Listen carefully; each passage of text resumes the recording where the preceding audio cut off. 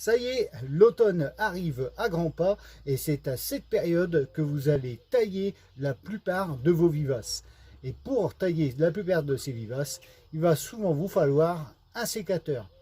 Un sécateur, oui, mais un sécateur qui coupe correctement. Alors suivez cette vidéo, je vous montre pas à pas comment affûter celui-ci.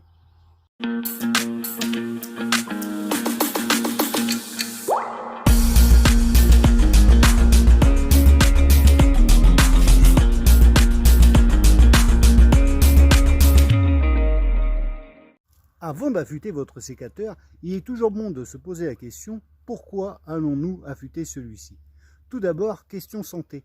Il est important d'avoir un sécateur bien affûté pour éviter qu'au moment de la coupe, vous ayez trop à forcer sur celui-ci, ce qui pourrait vous provoquer une tendinite. Question santé, mais cette fois-ci du végétal. Un sécateur mal affûté va provoquer une coupe moins nette, voire cassée, déchirée, ce qui pourrait entraîner par l'avenir l'apparition de maladies sur vos végétaux. N'oubliez que, comme pour tout matériel, un mauvais entretien va réduire la durée de vie de celui-ci. Maintenant que vous connaissez le pourquoi, je vous emmène tout de suite en atelier pour passer à l'affûtage. La méthode d'affûtage de votre sécateur est en soi assez simple. Il vous faut au minimum avec vous une pierre à faux pour pouvoir affûter celui-ci. Je vous conseille aussi notamment d'investir dans ce type d'affûteur de la marque Falco, qui lui est un affûteur à diamant qui va durer dans le temps et qui va éviter de s'user comme le font les pierres à faux lors de l'affûtage de votre sécateur. C'est un affûteur donc à diamant qui va vous durer dans le temps. En comparaison de tarifs, on est sur du 6 € au niveau de la pierre à faux et on est sur le double tarif pour l'affûteur de la marque Falco. Donc on est dans les alentours de 13 à 14 € au minimum. Alors pour commencer l'affûtage, il vous faut tout d'abord, dans la première étape, il vous faut tremper la pierre à faux pour que celle-ci soit humidifiée au moins sur la partie, sur une partie que vous allez donc utiliser.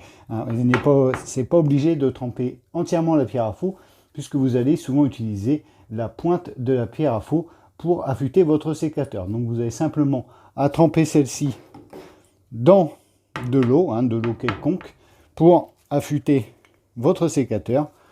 Ensuite, c'est toujours bien de se munir aussi en EPI des gants pour affûter celui-ci, parce que voilà, en cas où le sécateur dérape, ça évite quand même d'attraper une coupure, et souvent comme vous le maintenez comme ça, c'est des coupures qui arrivent dans les plis, et croyez-moi après c'est un petit peu long à cicatriser, toujours, vu que c'est toujours là où on manipule ou qu'on ferme sa main, donc c'est toujours dans les plis que ça arrive, et voilà, après ça traîne et c'est douloureux.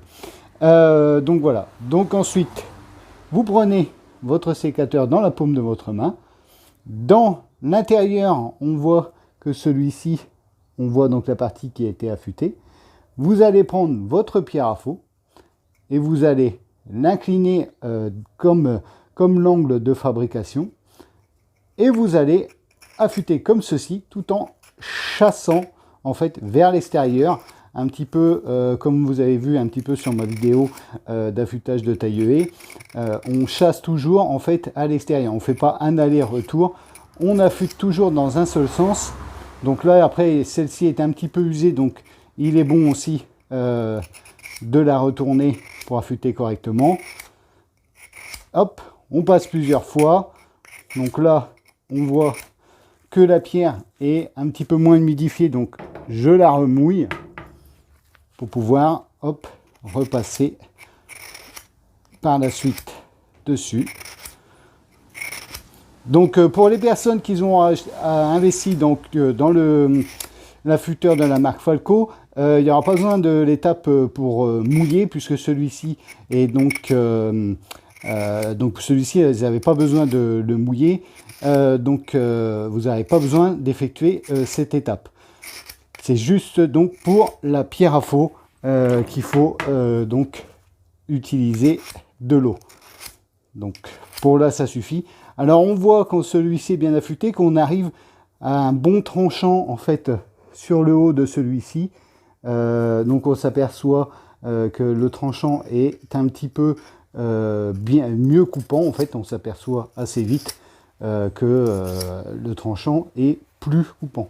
Une fois que vous avez fait cette étape de ce côté-ci, vous allez retourner votre sécateur.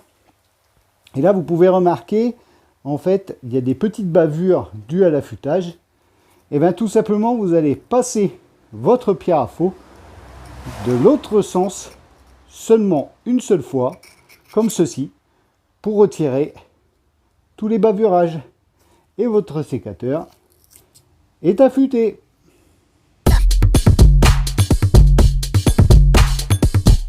Voilà, cette vidéo se termine. J'espère qu'elle vous aura plu, qu'elle vous aura permis de comprendre comment affûter correctement votre sécateur.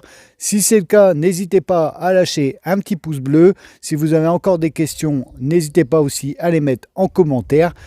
Quant à nous, on se retrouve la semaine prochaine pour un nouveau tuto. Et en attendant, j'ai plus qu'à vous souhaiter bonne coupe.